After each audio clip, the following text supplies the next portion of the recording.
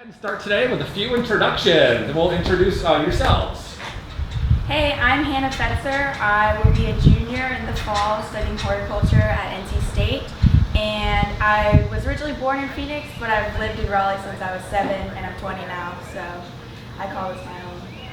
Hey guys, my name is Brandon. I am a senior this upcoming fall in horticulture at NC State. I'm in general horticulture, so I either want to go into production or public gardening. I haven't decided. I was born and raised in Michigan, but now I live in North Carolina. I've been here for about 6 years. How's it going, everybody? My name's Liam Gobbled. I'm fixing to go into my sophomore year at James Madison University. I'm a biotechnology major, and I eventually want to go into the biotech industry. I was raised in Virginia. I'm Emma. I am going into my senior year at State in horticulture also, and I grew up on a wholesale nursery in Delaware, but I'm not really sure what I want to do in horticulture yet, so yeah. All right, that's the introductions. How about if we go to your first plant? All right. So the first plant is this Agave asperima. It doesn't look great right now, but that's kind of why I chose it, was because I just think it's super cool how the agave produces this flower and then produces pups, and the pups live after the mother plant dies. But the common name of this is rough agave plant or rough century plant, and it's in the Variegation family. It's native to North Mexico or South Texas, and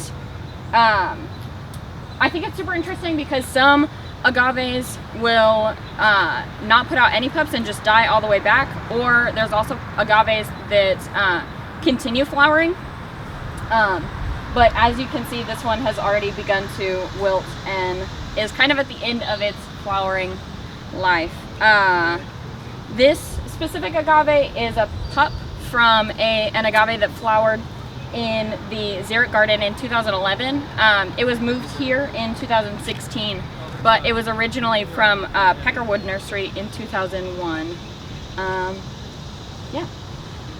Right. Are there any questions? Does it reproduce with seeds? You get seeds from flowers? Yes. If I remember my dates, there was no sign of a flower on this plant the week before Gala, which was the first Sunday in May. Yeah. Cool. How do you get the seeds to germinate? That is a good question. You just put them in soil and water, and Cool. There you go. they grow. They're actually very vigorous. Yeah. I don't know if you store them, if they go into some kind of dormancy after that, but if you sow them fresh, they germinate pretty darn fast. Yeah.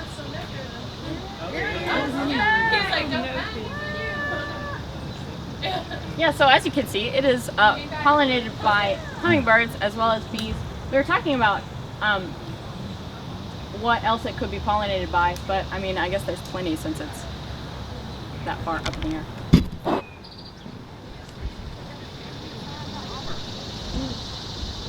What are you going to do when it finishes flowering? What will this do? Probably cut the stalk and take out the dead, the mother plant, so that the pups can have room to grow. But I mean, this is massive already. So the next plant is this Woodwardia orientalis. Its common name is Oriental chain fern, and it's in the Blacknaceae family. It's native to the damp hillsides of China and Japan. But so it's like semi-evergreen at best.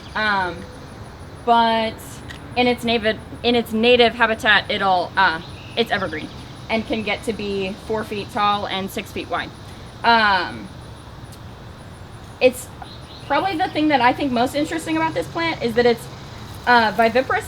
So these, like, if you look at the fronds, they all have little tiny plantlets on them, which you can they either drop or you can take them off and plant them.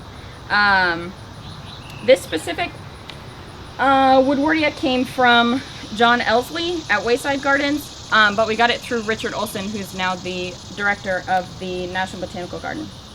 Yeah. National Arboretum for Richard. Oh, really? Okay, Yeah. sorry about that. No biggie. Is there any questions? It's a lot faster to produce them from the little shoots than it is from spores. In case you take the propagation workshop that we offer for fern propagation, you get to skip a whole step. And before everybody goes and grabs those off there and takes them home, they're actually kind of difficult if you pluck them off the fern. They can be tricky. They're much easier if you wait until they fall, or if you take an entire piece of the frond and kind of pin it down in soil, kind of dust soil over that. But if you pluck them off before they're ready to go, they often don't root very well out of that. So don't come and take all the plants off there. We grow them out, you get them for $5 on the cart. I'll say better yet, I think they harvested a ton of them last year, because I think they all fell, and because it was raining so much, they all rooted into the ground, and Doug and Tim dug them up and are potting them, or have potted them up, and I think they have tray after tray for the plant cart up there. Okay, so this is one of my favorite plants. This is Punica granatum gosairu. I believe I'm saying that right. Otherwise known as a pomegranate. This is part of the Lyraceae family, which has members like Lagersremia or crepe myrtle, which I didn't know until I researched this plant, which I can see it now, kind of how it's related to crepe myrtle. This is hardy. This is probably the northernmost region of its hardiness, though. We grow pomegranates at my house, and we have to put them on southern-facing walls close to the house, so it gets kind of the heat from the house, because these plants like heat a lot more. It's native to Iran and North India, so kind of the Himalayas. It was planted here in June 2008, so you can see kind of how much it's grown in 10 years. I'd say it might not get a whole lot bigger than this, but I'm also not 100% sure. So I picked this plant because pomegranates personally are my favorite fruit, but I like this, how it's grown ornamentally. The pomegranates that we have at my house are not this dense. The foliage on here is a lot more compact and full, like to where you can't see the stems as much as you can on other versions of pomegranate plants. And also, I really love the flowers here. They're really dense and fluffy. Normal pomegranate flowers, at least the ones that I have, don't look quite like this. So this is one of my favorites. We have pomegranates right in the ear. I did ask Tim that before. He said he doesn't know. Like, this is grown more for ornamental purposes, so he doesn't really pay attention to the fruit. But it does look like, I saw it when we were out here the other day, it looked like there was some fruit forming, although I can't see it now, so I'm not sure. Yeah, the double-flowered ones will form some fruit, not a lot. You know, if you want fruit, you get the more single-flowered ones that, you know, that produce the fruit.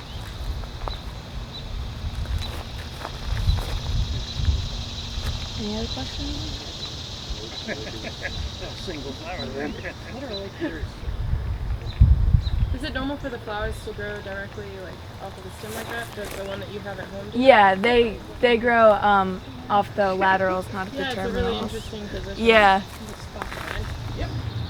All right, so how many of you people have heard of the umbrella plant as a house plant, Schefflera arboricola? Probably all of you. It's one of like the most common house plants around this area. So this plant here is Schefflera delavii. I think it's really cool because it's a hardy Schefflera, which we don't have a lot of. It's in the Oriental family, which is in the same family as Heterohelix, English ivy, Fatsia japonica, which is another shrub we grow here.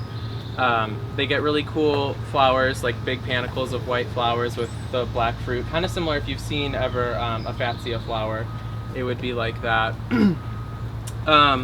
So Schefflera delavii is native to northern Vietnam and southern China, and you'd think that that area of the world would be very tropical and very hot and humid, which it can be, but the saving grace so that we can grow this is that it's really high elevation there. These are native in mountain ranges. So I think it's like upwards of 5,000 feet elevation that these plants grow, and they do get frost there. So a lot of people don't think of southern China and northern Vietnam to get frost, but they do. This is actually more of like an understory broadleaf evergreen tree / shrub. On the west coast of the United States, they get bigger. I've seen them in Portland and Seattle, upwards of 12 feet tall, 15 feet tall. And I don't know if you guys can see just how like huge these leaves are, but they're basically like this whole thing would be a leaf. It's a palmately compound leaf, and I love it because it looks so tropical in our garden. And since it's evergreen, you know, you come in here in January and you just see this and you're like, wow, am I in Florida? Am I in North Carolina? So it is hardy to about zone 7B. Some people say it's about as hardy as Fatsia japonica, and some people would grow Fatsia in zone 7A, so up in the DC area. I've seen it in Asheville, which is zone 7A. So if you want to try it in a zone 7A location, you can. It might die back. Here, I don't think we get any dieback. But like I said about the flowers, they're huge and they're beautiful. This one's coming into spike now, but it's only about like 2 inches right now. By the time September, October rolls around, this thing's going to be probably out to here, and it's going to be full of white flowers. They're super beautiful. It has a pretty thick trunk on it already though. This one was planted in 2013. I think it was a 1 gallon. I know that this one specifically was wild collected in Mount Omie, I think by Mark. Is that correct? Or It wasn't Mount Omie, but... Oh, yes. okay, but you did collect it? Yes. Okay, well, was this in, do you know, China or? It was in China. It was the Nanling Mountains. Okay. Down in Guangdong province, northern Guangdong province. Okay, awesome. So yeah, this one was a wild collected one, brought back. So it's probably one of the first ones in this area. I think they've been in the West Coast a little bit longer. There are several species of hardy Schefflera. There's probably 20 or so that I can think of. But this is the only one so far that has proven itself hardy on the East Coast. And that's because the other ones like Schefflera taiwaniana are also native to high elevation areas. But those areas never get hot. So they're like over 5,000 feet, I'd say. I've tried growing Schefflera taiwaniana in my garden over in Hickory, North Carolina. It did fine in the winter time, it really did. But come June, July, right about now, it just melted for me. It really did not like it. So that's why this guy's special. Questions? Yeah. Are there ever plants like this one in the plant sale here? Yeah, actually, I think we sold a Schefflera delavii at the plant auction. I'm not positive, but I have seen it. I know you can get it at Plant Delight's nursery with Tony Avent. He has it. There's a few other mail order nurseries that I've seen it available on. I think they're more on the West Coast just because it does do a little bit better there. Here, it likes, that's why we have it in the lath house, it likes the shade. But you will be able to find it at some of the specialty nurseries in the area. It's becoming... A little bit about the propagation. How would you go about it? Yeah, so I think a lot of people just start it from seed because it does produce a lot of seed. However, with members of the Aurelia family, you can do cuttings and they root readily. But the problem with that is if you do a cutting of this, you kind of have to take a whole branch out because if you were to get closer, you'd see like there's only 3 branches on this tree. And all of this is just big leaves that are coming off of it. So it would severely cut the plant back if you were to propagate it that way, but it can be done. We have sold it before. Have we? We had a bunch of them. They were seed actually that I brought from the garden that I used to work at. And that's really it. We haven't had good seed production on it. So we haven't had enough to do, and like you said, there's no cutting on it really. So would you probably collect the seeds this fall and maybe If it produces seed, it doesn't always produce seed. It flowers really pretty regularly for us, but seed is kind of pretty iffy on it. But yeah, if it sets seeds, then we'll collect it and sell it. It also, in a nursery, it germinates usually very quickly, but then it's very susceptible to damping off when it's young. So fungal disease when it's young that just wipes out whole trays of it. Anything Do you else? think it's the hot nights that might? do Yeah, them? that plays in the role. A lot of plants that are native to high elevation areas or just cooler parts of the world that necessarily won't hate our winters. Once the summer comes and it just doesn't, it's relentless. You know, it's hot, it's like 80 degrees at nighttime. The plant, I don't think, really can respirate, and it kind of suffocates. And I think what might play into the hardiness of this guy is, if you notice on the bottom of the leaves, there's like kind of a thick indumentum, which is like a hair or a fuzz. And I don't know if this is proven, but I have a suspicion that that helps with the stomata able to open and close underneath, because it kind of creates a barrier between the humidity and the surface of the leaf. You have to be careful in gardening around this. And a lot of members of the Variegation family, like Tetrapanics, have it. It's a really like gritty hair that comes off of it, so you don't really want to brush against this and breathe it in, because it can be bad for your lungs. But I think it does help the plant survive, so it's kind of important. Right. This guy right here is Metasequoia leptostramboides, and the cultivar is Sherman Nordlich, or Northern Light. This tree is native to China. It's known as a living fossil because it's roughly 50 million years old. There are originally 3 species of it, but currently there's only 1 species in this genus, Metasequoia. It was discovered in the 40s by an explorer and introduced to the West around that same period. This is a dwarf selection. The common name is Dawn Redwood. It's derived from a witch's broom mutation from the original white spot cultivar. I really like this tree because of that kind of white spot, kind of that variegated foliage. The shape is also phenomenal. It kind of gets this globose shape, this very spherical. It's not a very fast growing tree. It grows roughly 4 to 6 inches a year. It's very easy to maintain in terms of pruning and shearing it. So it makes kind of a nice landscape tree in that way in terms of maintenance. Yeah, and it's just the shape is really its greatest characteristics in terms of the landscape, and it really meshes well with a lot of other trees. The variegation is kind of like most variegation is dependent on its sun exposure. This guy generally likes a little bit more shade, but it can tolerate almost full sun, but generally it likes part shade. The foliage is kind of very fern-like, kind of waxy. Also another nice characteristic, it's very soft. It gets this kind of nice flush in the spring. It is deciduous. It's a deciduous conifer. Its cones are very nice. If you guys are familiar with Taxodium, its cones are a little bit more open, whereas Taxodium has like a bald cypress has much more compact cones, more spherical cones.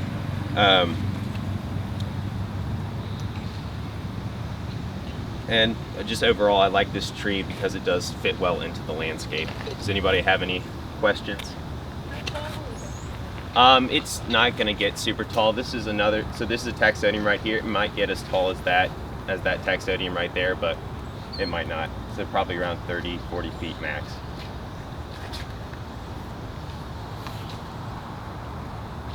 Just so you know, the literature on this will say it only gets 5 to 6 Yeah. or 8 feet. So, keep that in mind. This has not been here that long, and it'll outgrow. I mean, 30 feet is probably about yeah, it. 30 feet is about max. But yeah, no, it likes this climate. They call it a dwarf. Yeah, it's technically a dwarf of the Dawn Redwood, and the redwoods, at least around here, probably get about the Dawn Redwoods probably. Dawn Redwood max height would be like 165 feet, but that'd be like the. So definitely a dwarf. All right, so this plant right here is Coreopsis spicata golden spring, otherwise known as a spiked witch hazel. It's in the Hamamillidaceae family. It's a deciduous woody shrub that's native to Japan, and really what drew me to this plant was the leaves and the leaf texture. At the beginning of summer when I started working here, we started working like May 13th, around that time. The leaves were bright yellow, and the venation on the leaves were kind of darker, and so you could really see that, like the indentation in the leaves, and it really stood out to me. We took cuttings of this plant because I liked it. And as you can see, so it's called Golden Spring because in the springtime it's yellow and it fades to kind of a light green or like a chartreuse as the summer goes on. In the late winter it gets pale yellow racemes, and I haven't got a chance to see those yet, but those come out before the leaves emerge. So I'm excited to come back during the winter and see them. As you can tell, it's not super happy right now. Some of the leaves are looking kind of dead. That's because this plant likes shade. The areas that are more shaded by this Mahonia back here do look a lot better. Online, it says you could, it could be planted in sun if it had a lot more water, but we've had a fairly dry summer so far, so this guy is looking a little bit sad. So I would suggest if you're looking to plant this in your home, plant it in the shade. I think that's... Oh, this was planted in 2009, in December. So you can see kind of how much it's grown up since then. Yeah. Any questions? Yeah. I might have missed it. Did you say if it had any fall color? I don't remember. Does anyone, do you know, Mark? Coreopsis sometimes will have yellow fall color, but typically not very good. Are your cuttings rooting?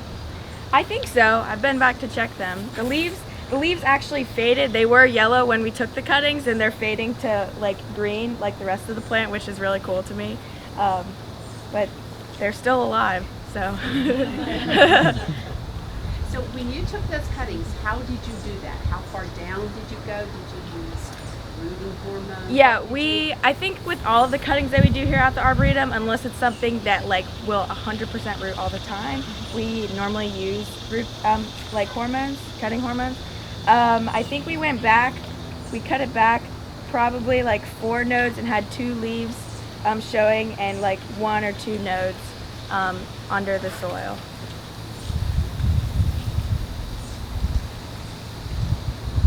Yeah. Sorry? Latent fruits. Roots. I don't know. Does it have latent roots? I'm not sure. Latent roots. You know, like when you're taking cuttings and it's like they're reborn. Oh, no, it's Coreopsis can be tricky to root if you get it. It's all about timing. If you get it at the right time, you can get pretty high percentages. If you get it, you know, a week too late or a week too early, you get almost nothing. So it just has to be ready for those buds to switch over to roots. Yeah, it does have those like racemes in the late winter, so like around January. I'm not noticing any seedlings around here, but I don't know. Does it go to seed?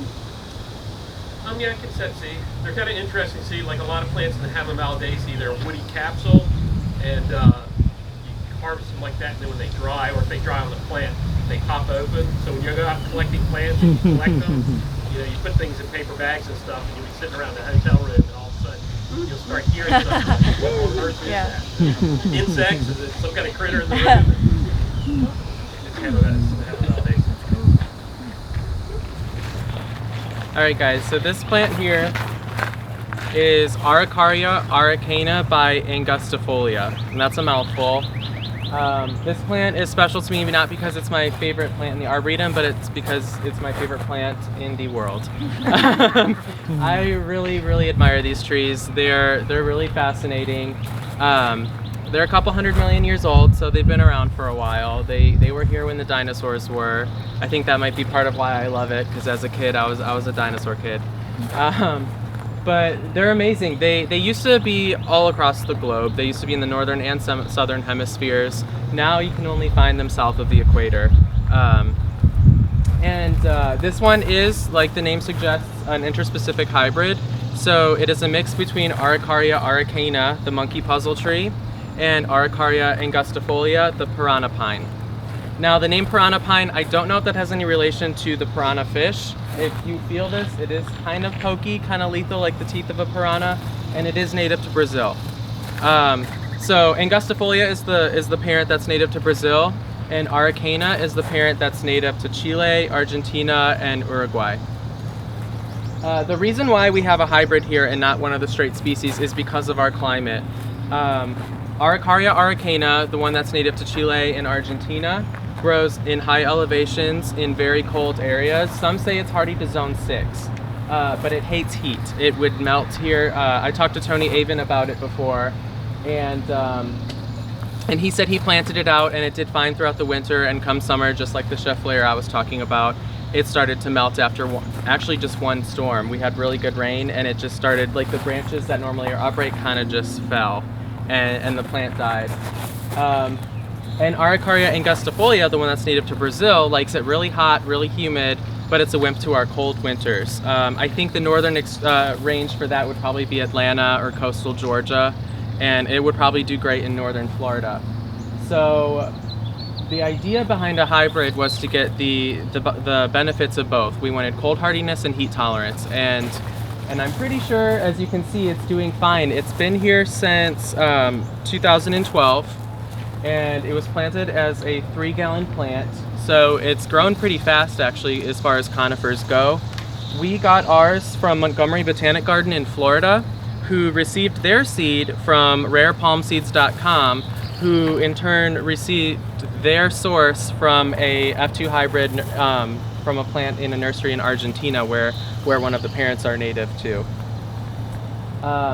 I love how structural this plant is. The one parent, Acharya araucana, is called the monkey puzzle tree because it's got a really open habit, and the leaves are super stiff. So I think then the first European who discovered it said, well, that would puzzle a monkey because you couldn't climb it. They do have cones. Araucarias are really interesting in that like all conifers, they have a male cone and a female cone. The male cone is called strobili, and the female cone is like a pine cone, what you would see. These are not in the pine family, they're in the Araucariaceae. That's its own family. And their cones can get upwards of 15 to 20 pounds. So if you have a tree that's bearing female fruit, you would not want it as a street tree, because if that falls on you, you're not gonna wake up from it. It's gonna kill you. But overall, I just admire it because of its structure. It's very architectural. It's kind of artsy looking to me. I think it would look great in a more contemporary landscape, or maybe something complete opposite if you have a prehistoric themed landscape with tree ferns and whatnot. But it's just not something you see every day. So I did stick cuttings of this spring. They still haven't rooted. I used a gel hormone, which is supposedly really strong and really a good rooting hormone, but it hasn't made roots yet. They're not brown, they're still green, and it's been about a month, but they're not rooted yet. So, any questions? Yeah, so that's actually natural. The form of a juvenile Araucaria is more conical, like most conifers you would see around this area, but as they age, they drop the interior branches, and then as it gets taller, these guys can get upwards of 75, 80 feet tall. They actually get kind of a lollipop shape. They drop all their lower branches, and then they have these really cool outward branches that almost looks like a giant carrot flower or a giant dandelion flower head, which is really interesting. But that's just natural dieback that's going to happen with age, and they start to take on their mature adult form. It's actually not related to Cunninghamia. I thought so myself because they're very similar. I believe Cunninghamia is in the spruce and fir family. I'm not positive. But this one it's in its own family, Araucariaceae. Another genus in Araucariaceae, well, there's two more, I believe. There's Agathis and Willemia. And they're all prehistoric. They've all been around for millions of years. And they're all native to the southern hemisphere. I think you had a question? Yeah. On the spines of the branches, do those develop like right away when it's young, or do those develop midway through, and then do they fall off once it gets older? Yeah, so those are just reminiscent, I think, of like the new growth tips. But as you see, if you were to like come around here, it actually sheds those spines with time, and it gets this nice like red glossy trunk.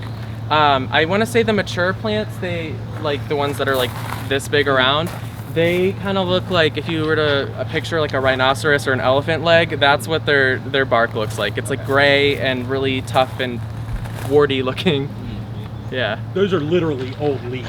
Yeah. Those, yeah. I mean, that's what they're just dry leaves. And they do like drainage. They appreciate drainage in our climate because we do get a lot of rain, and they are native to kind of rocky outcrops in the mountains, or at least one of the parents is. So we try to give it that with the permatill in the soil. And then the variety in Brazil, is it mostly up in the northern Amazon area? Actually, no, it would be in southern Brazil. So it is technically more of a temperate tree. It's just a little too subtropic for our climate. Okay. Like I said, they have one, I think, at Atlanta Botanical Gardens, and it tends to get tip dieback. So that's where the Araucana kind of came in, and they're like dream team. And this is the baby. Yep. All right, this is the Sequoia Sempervirens. The cultivar is Soco. It's native to Oregon and California. It's commonly known as a coastal redwood. It's also a conifer, like the Metasequoia. Unlike the Metasequoia, though, it's not deciduous. It's an evergreen. Its needles are a little bit different too. In the spring, it gets a nice early flush of light green foliage. It also grows, in comparison to the Metasequoia, it grows so much faster. It can grow roughly 2.5 feet. During the winter, though, we do get sometimes, I've been told at least, that we get a little bit of top dieback. This cultivar originated, I think, from UC Berkeley, UC Davis, in the 70s, and was introduced into the nursery trade in the 80s. It also gets much taller than your Metasequoia. It gets around 50 to 75 feet tall. The foliage is a little bit more like a yew, not as much like the giant redwood. What's really fascinating, though, about this tree that I really like is the bark. It's real spongy, and at first we thought maybe it was so that it could absorb more water, so that it could increase its transpiration. But actually, it's actually used as basically a fire barrier. This particular tree, especially the giant redwoods, will get about 2 feet of bark, and it really prevents a lot of fire exposure. And this tree also really likes the fire because it helps release and extract the seeds from its cones. Yeah, in fact, most sequoias prefer that fire. This guy prefers moist, well-drained soil. I don't think it's super picky, though. It definitely likes full sun, though. And just a cool thing, as a soil nerd, it's resistant to verticillium wilt. Especially in the deeper south, we've had some problems with soil-borne diseases, and this guy is very resistant. And what's also nice about this that I forgot to mention is that the foliage will also get kind of more blue-green in the spring, too, after that early flush. Any questions?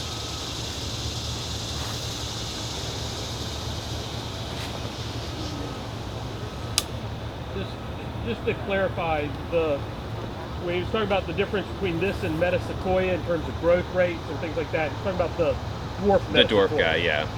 The species Metasequoia is much faster growing. Yes. Similar in growth rate to this guy, but that particular dwarf cultivar is much slower growing. Alright guys, so I purposely took up the sign of this plant because I kind of wanted to quiz you. Does anyone have an idea of what this tree might be? Anyone who doesn't work here have an idea of what this tree might be? You don't have to get exactly what it is, but maybe the genus. You want to take a guess, Freya? I know what it is. Oh, you do know what it is? Yeah. Well, what is it?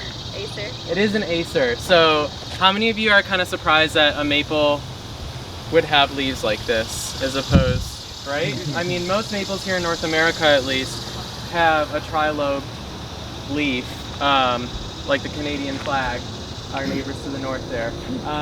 I think what maybe gives this away the most would be the little samaras that are hanging all over. It still gets the same, has the same floral morphology as the rest of the genus.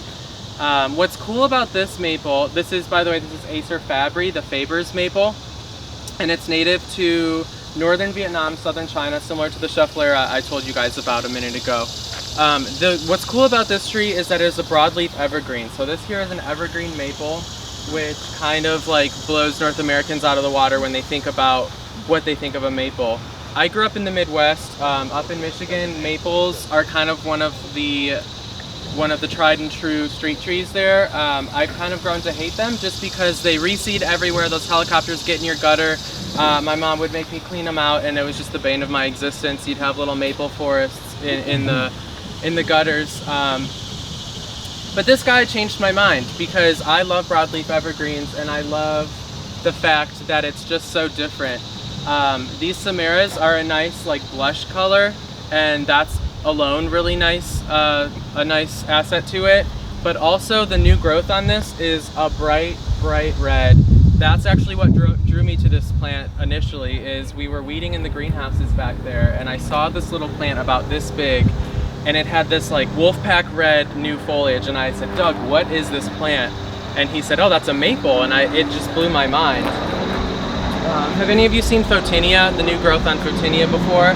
This kind of mirrors that. I just think it's more elegant than a Photinia.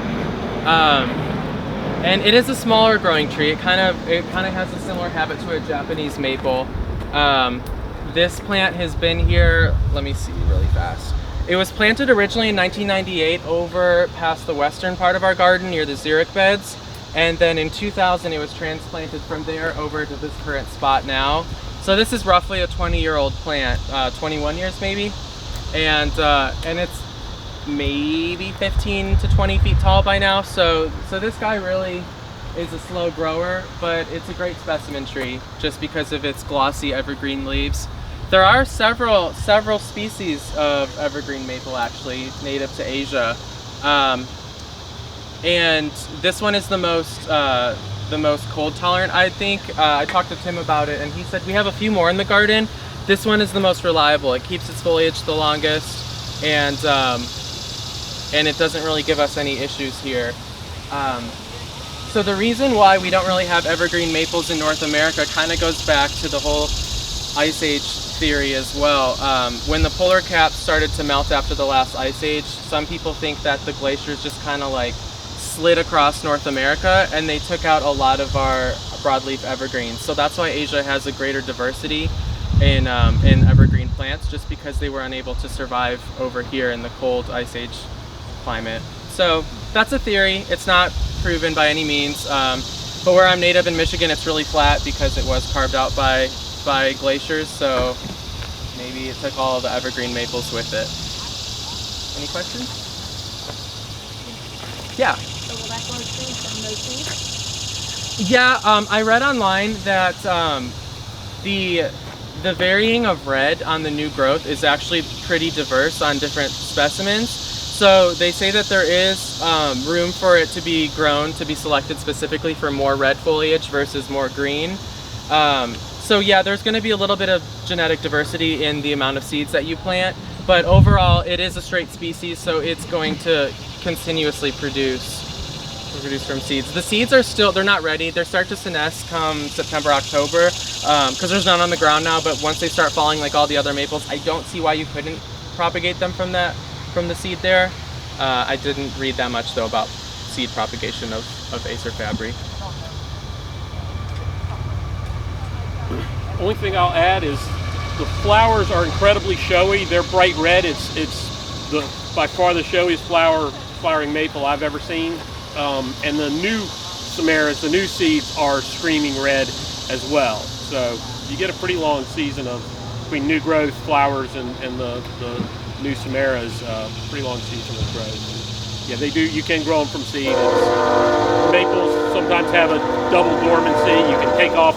They kind of have two seed coats. You can take off the outer seed coat of the Samara and speed up the process, or you can sow them outside, let cold do it over. Sometimes it takes 2 years before they come off.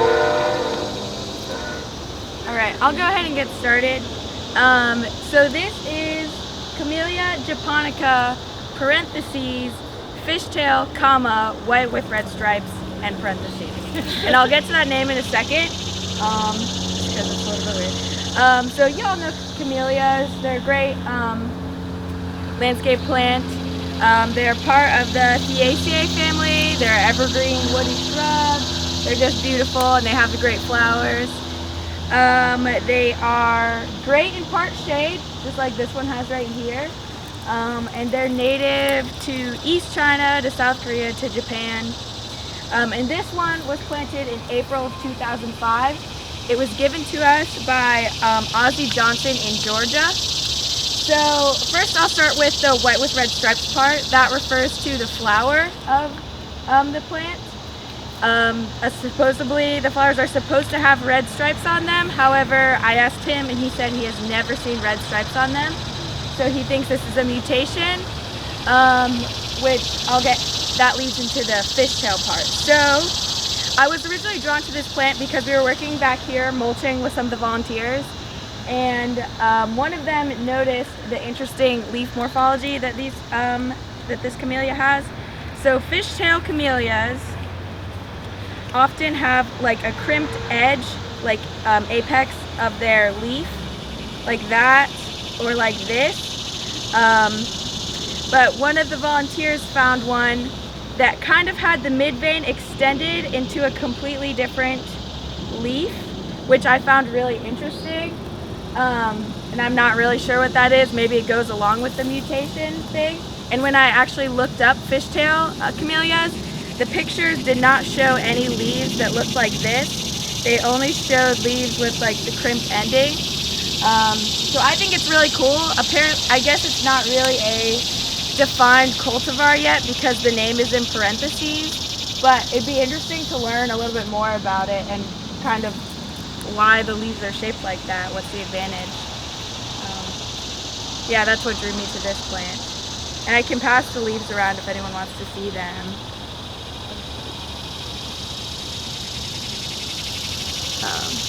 Are there any questions?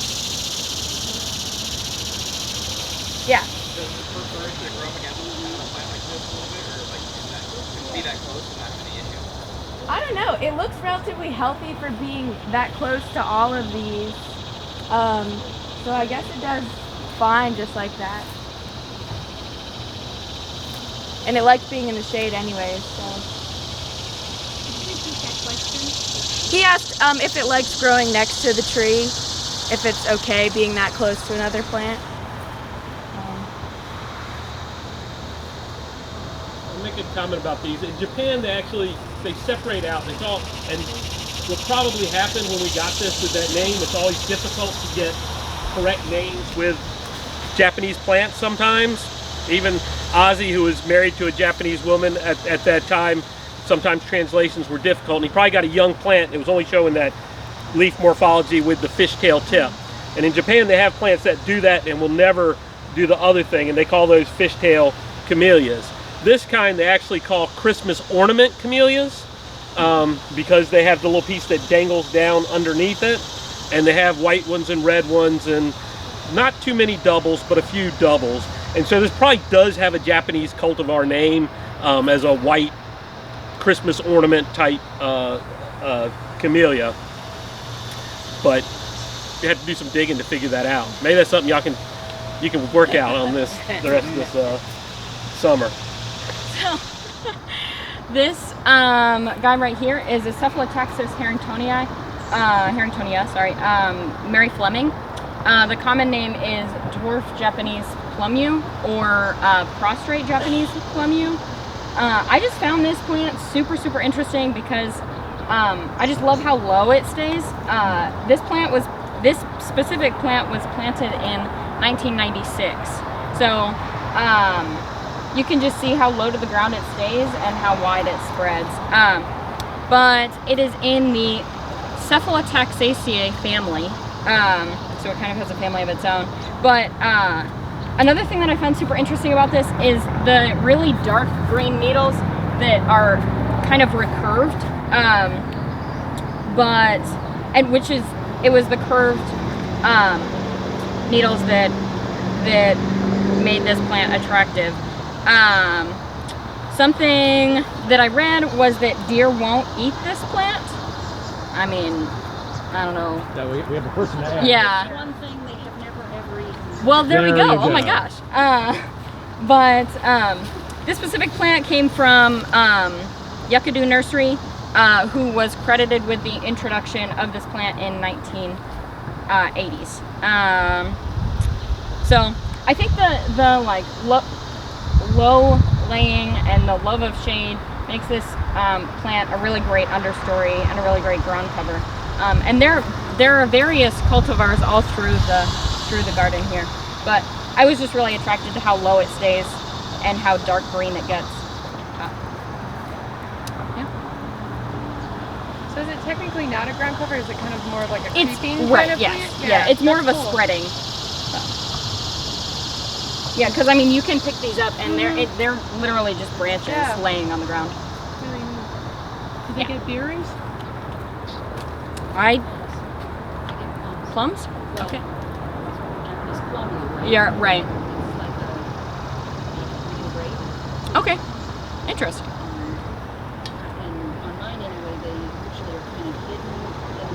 Okay.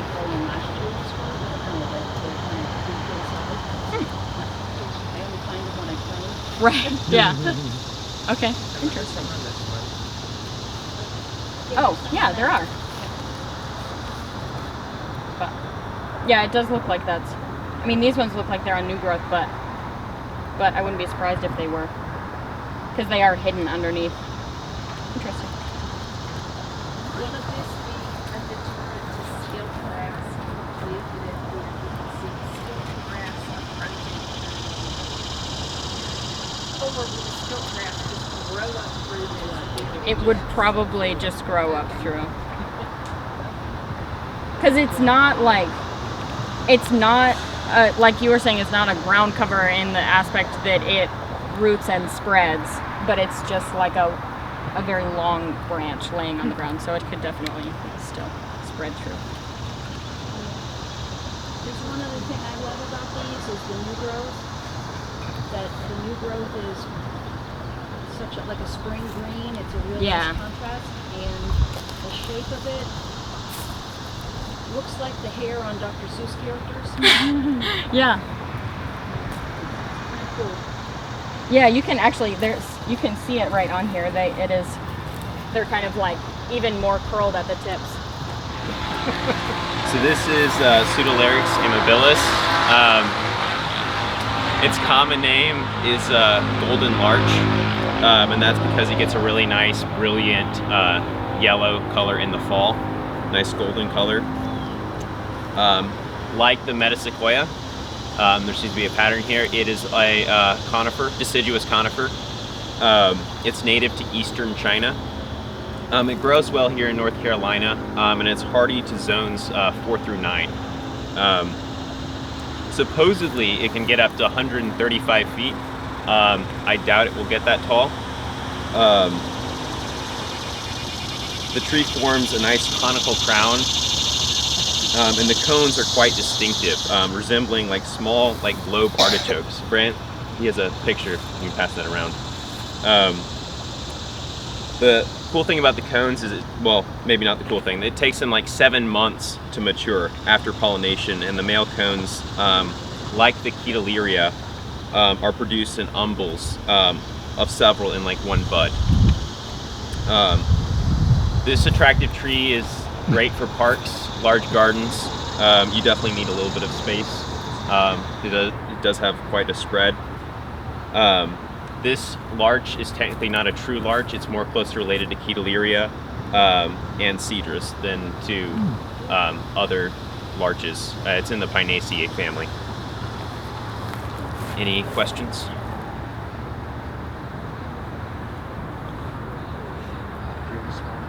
Do you like any small plants? Small of it? I don't think so. I don't honestly know how well it does with propagation, although I meant you personally. Me personally, no, I don't. It definitely seeds. I don't know how well it would do with cuttings.